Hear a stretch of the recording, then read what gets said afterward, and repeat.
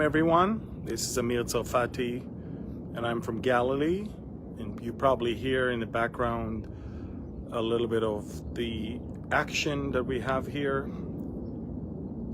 The F-16s are taking off and landing probably more than ever before for obvious reasons. And I don't know if you can hear, they just took off. Behind me over there is the Jezreel Valley, right over there. And I'm gonna try and explain what happened today, or it is today, because it took place after 1 a.m. already today, Israel time. So let me wait for a few more minutes. I know I wrote on Telegram that I'm gonna give you a Middle East update, special one at 6 p.m. But I can't for some other reasons. So I just decided to just do it now, outside here and not in my office. So let's see where you guys are from. I know it's super early for Americans. Some of you are from New York, Mississippi is in the house. But where else around the world you guys are from? You can write in the comments. I see people from Florida, Missouri is in the house. People are from Minnesota, Las Vegas. Wow, super early over there. Texas is in the house. UAE, God bless you. California is in the house. Australia is in the house. Manila, Philippines. Hello there. The UK, South Africa. You guys, you might be able to hear or maybe even see some F-16s. Some of them, I don't know. I'll try to show you some, but they're pretty far from here, but they are very loud. Colorado, South Africa, Kuwait, England again. We have people, Philippines, from Cebu. South Carolina is in the house. Michigan is in the house. Where else are you guys from? South Africa again. Dubai. Wonderful. So you guys, if you're ready for a Middle East update, write in the comments or put the thumbs up in the comments if you can see me well and if you can hear me well. Thumbs up in the comment section so I know that everything works, and we'll talk a little bit about what happened a few hours ago. Okay, so Texas and Australia is in the house. Again, more people from South Africa. India, Punjab, India is in the house. Wonderful. Okay, so folks, before I start, may I ask you right now to push or press the share button right now. Okay, press the share button. We want this to get to as many as possible. Wonderful. So folks, over the last few days, there's been a lot of talking about whether Israel should continue the ground maneuver in Gaza. And we had almost every possible European, in the US and Arab countries that are literally warning us from entering into the last stronghold of Hamas, and that's the one in the very southern part on the border with Egypt, and that's Rafah. And it's very interesting because there's over 1.4 million people over there, but from some strange reason, I don't think it's the civilian population that is the problem for people, because obviously even thus far, Israel is not there to kill civilians. And you know, it's very interesting because a lot of people are criticizing Israel for the large number of casualties, but what they don't understand is that Hamas does not count terrorists. They count terrorists not as soldiers, they count terrorists as civilians. So there's not even a single casualty among the Hamas published list that is a soldier on their side. It's all civilians. It's very interesting because 20,000 terrorists were killed, and most of them, or many of them, were wearing civilian clothes. They are dressed as civilians, they are running, and they're grabbing an RPG launcher or hand grenade or an AK-47 or an anti-tank missile, use it, then they drop things and then walk away again as civilians. So the narrative that the Hamas Bureau of Health is releasing, that is easily bought by Al Jazeera and then BBC and then of course CNN, and then is being quoted all over the world, is a false narrative. It's false numbers or false data. At least half, if not more, than of the casualties in Gaza among the Palestinians are terrorists. Pure and simple. Now, so my point is, so far the real civilians are people that we evacuated. We opened humanitarian corridors in the north, and we told them to move to the south. And every time we progressed, we kept opening more humanitarian corridors to get them to move away from the war zone. It's Hamas that stopped the civilian population from moving to a safe place. And this is why in Gaza City, there's about 200,000 people that did not evacuate. Now, that's not the point. The point is that the concern of people that Israel might attack Rafah and then it's too dangerous because it's overpopulated is baloney. You think Gaza was less populated? The city of Gaza was as populated. And we took care of business there. I think there is a satanic plot to keep Hamas alive. Literally, I have no other, Hamas is crumbling. Hamas is dying. Hamas is being defeated. Only in the last 24 hours, we killed over 200 terrorists. In 24 hours. And my point is, that someone wants to keep them alive, and the last 4 battalions out of the 24 that they had, the last 4 are in Rafah. One of these battalions is situated in the Shabura refugee camp. So I'm leading you now to the story of what happened a few hours ago. Now, throughout the last 3 months, Israel has captured quite a few terrorists. A lot of you are asking me, Amir, what are you doing with them? Well, first of all, we interrogate them. We get priceless information. And then we lock them up and they're awaiting trial. But the information that we get, sometimes we get it right on the ground in Gaza before we move them to detention camps within Israel. This is valuable information. And one of the things that a good piece of information that we received a few weeks ago is that a few of the hostages are held in homes above the ground in the heart of the Shabura refugee camp. And the Shabura battalion of Hamas is the one that is kind of guarding them. Israel decided last night to act.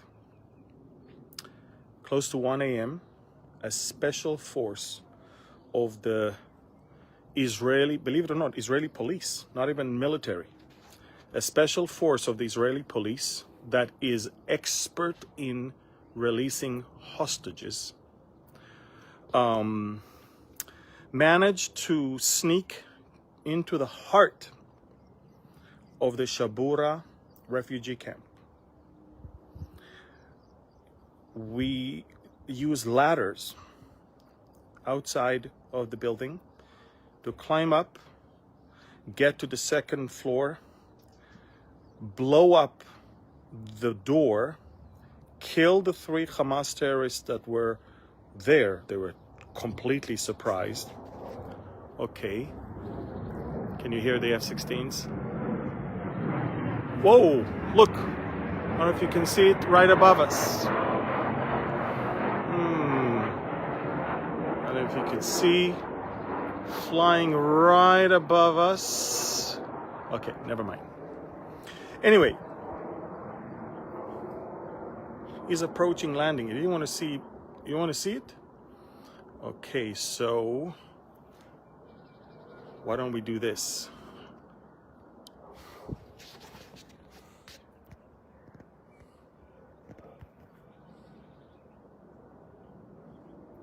Yep. Can you see it landing? There you go.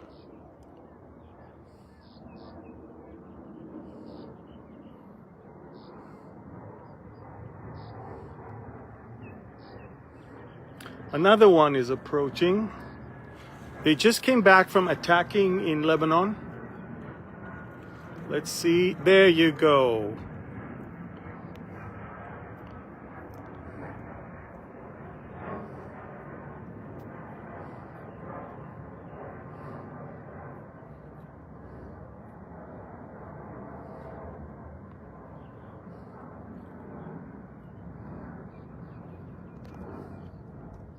All right, so I think you saw enough.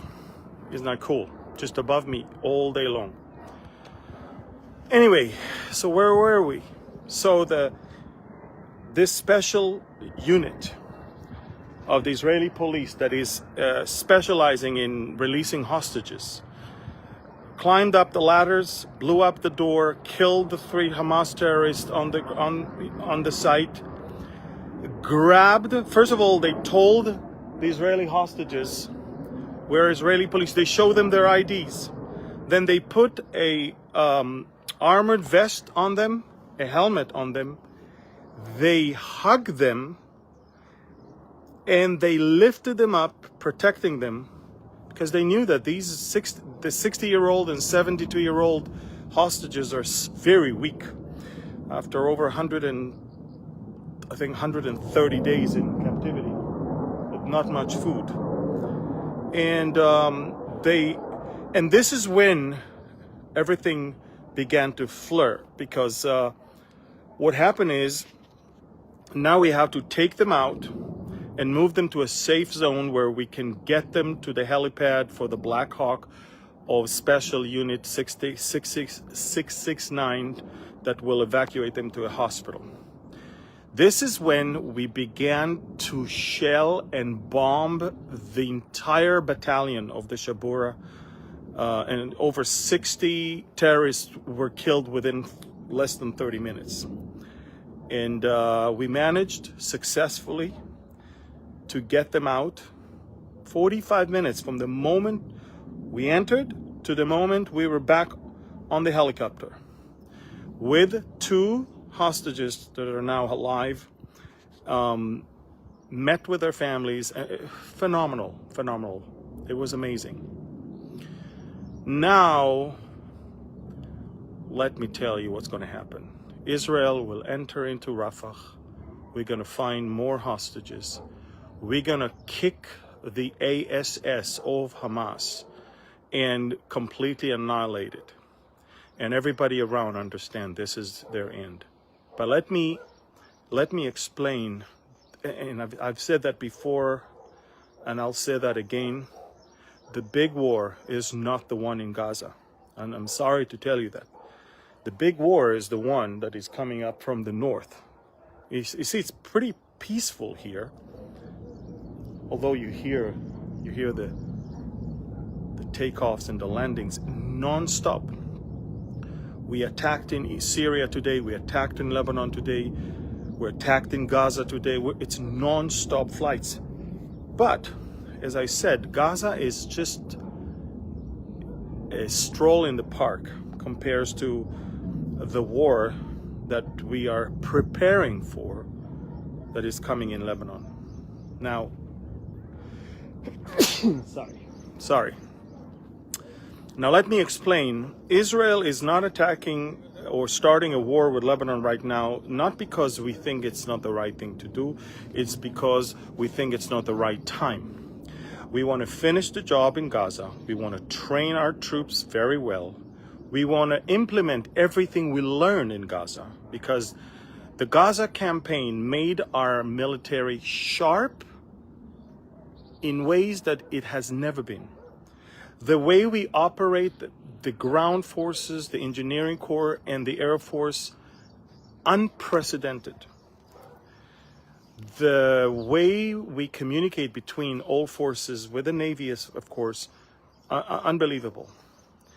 What we are now doing is processing everything. We are training our elite soldiers right now. I'm not going to tell you exactly when I believe or when I know that we're going to attack, but I will tell you that there is, unless Hezbollah decides to pull out of southern Lebanon, cross the Litani River, and just completely clean southern Lebanon from its presence, there's going to be a war. Israel is preparing. You don't hear that in the news. But cargo ships loaded with munitions and weapons are arriving almost every week. Cargo planes loaded with munitions and weapons are arriving. And the weapons that we manufacture and we were about to sell, and I have to ask forgiveness from the Filipino people, because on October 8th, when we realized there's a war, quite a few containers of Israeli-made weapons that were already stamped with the Filipino, either police or military, we took them so we can use them. So we're selling weapons, but we found out that we are in a great need at the moment, and there's nothing we can do. We have to use it. Israel is now building up its force. Israel is now building up its, I guess, readiness. And we're going to fight. And I'll tell you something. It's not going to be Gaza. It's not going to be a terror organization that is controlling a very small territory that is densely populated, where there's 100 or at that time it was 250 hostages held under the ground. It's a different opera. With Hezbollah, and I say that from past experience, with Hezbollah, there is a sovereign country, Lebanon. They have airports, they have power plants, they have bridges, they have infrastructures that as a country, I don't think they can lose. The strike that Israel is going to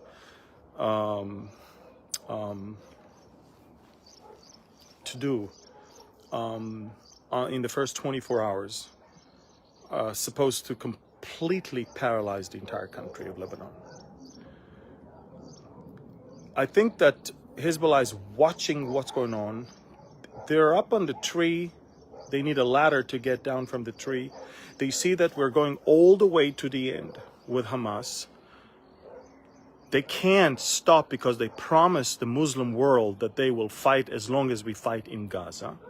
On the other hand, they cannot escalate anything because they don't want the war. And so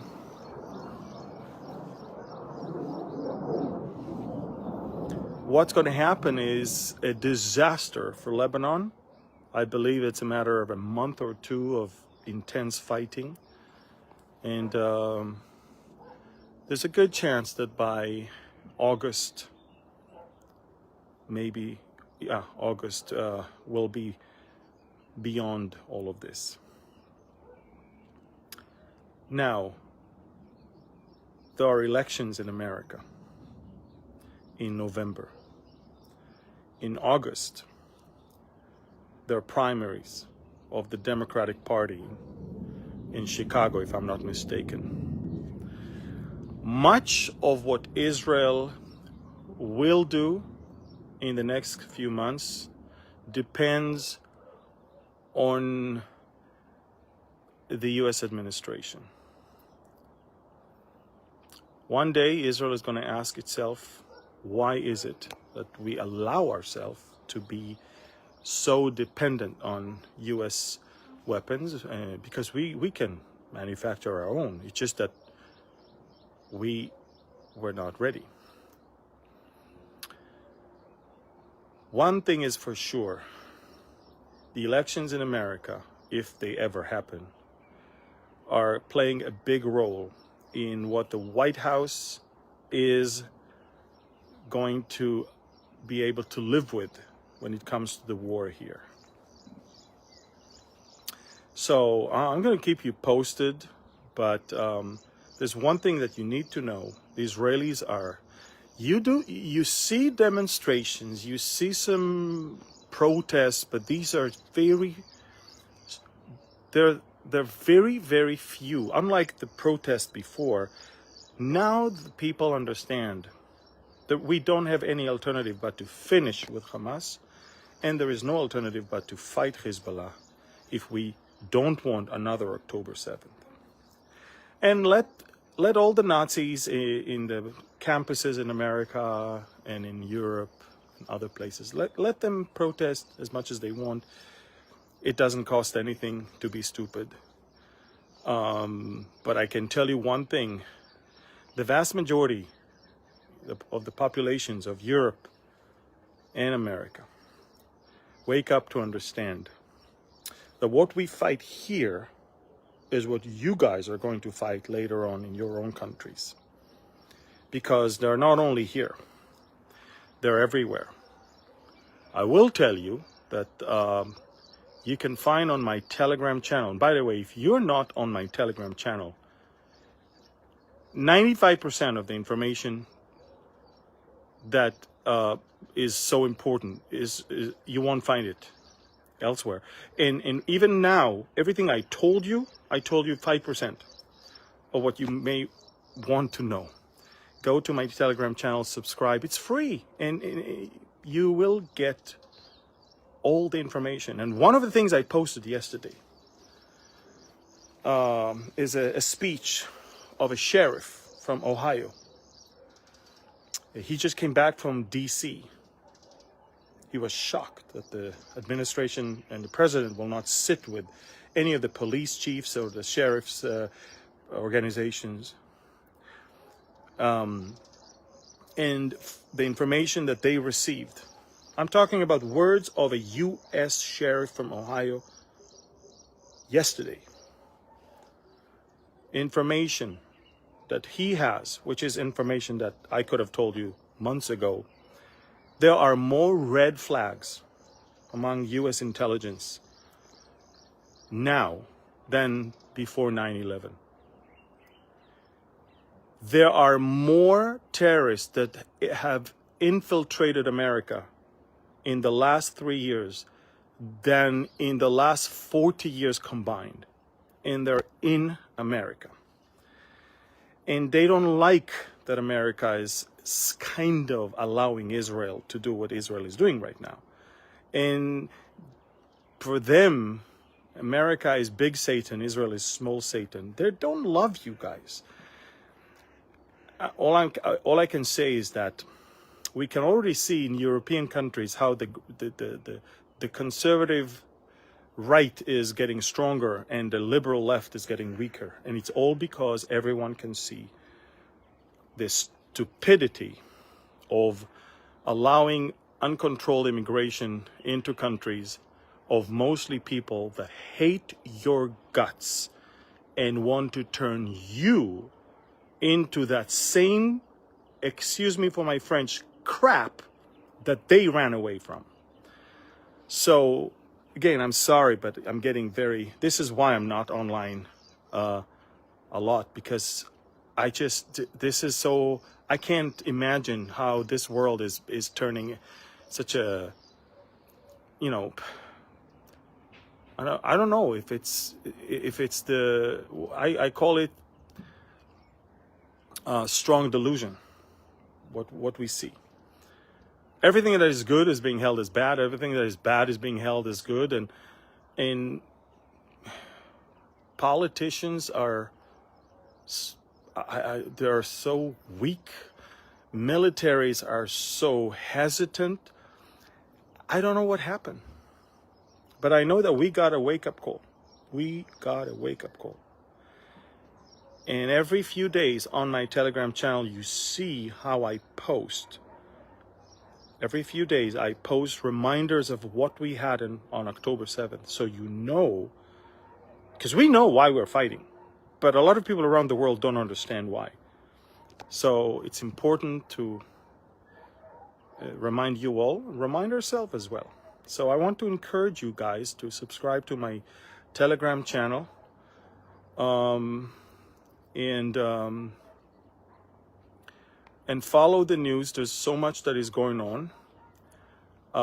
We're attacking every day in Lebanon, in Syria. We're attacking also elsewhere, which I'm not at liberty to say. But the big war is not tomorrow, but it's going to be in a few weeks or so, and it's going to be from the north. And for that, we're building up our force, we're training our troops, and it's not going to look good for Lebanon. So just follow me on Telegram. I'll keep you posted. And the moment I move to connect, now if you know what I'm talking about, I'm sending you reports on of the progress of the building. The moment I move to connect, it's going to be every other day news and many other things. We're building a proper place to do those things. So I'll keep you posted, and for now, please share these news. Share. Press the share button. Thank you. God bless you, and shalom.